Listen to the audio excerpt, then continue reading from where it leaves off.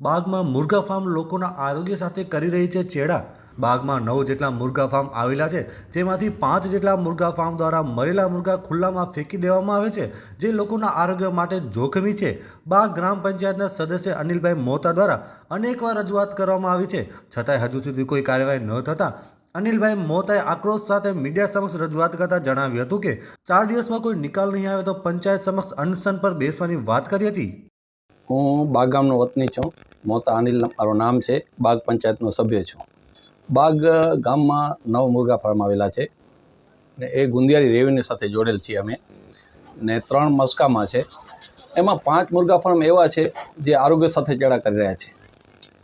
ખુલ્લેઆમ નાખવું, મુર્ગા મરી જાય ખુલ્લેઆમ નાખી દેવા, પછી જે રેસિડન્ટ છે એરિયા છે એમાં મુર્ગા ફાર્મ બાંધકામ છે। સરકારના નિયમ મુજબ 1 કિલોમીટર દૂર હોવા જોઈએ મુર્ગા ફાર્મ, ને 4 ફૂટની દિવાલ હોવી જોઈએ, એ કાંઈ બનેલ નથી।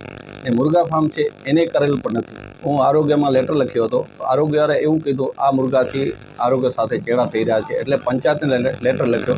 પંચાયત એક જ નોટિસ આપી છે જે મુર્ગા ફાર્મ છે એને, બીજી નોટિસ આપવામાં એને તકલીફ થાય છે। જે નોટિસ આપી છે એ પણ સરપંચના પતિએ આપી છે, સરપંચ પોતે હજી નથી આપ્યો। એને તમે સેમ્પલ સાઈના સેમ્પલ પર લઈ શકો છો।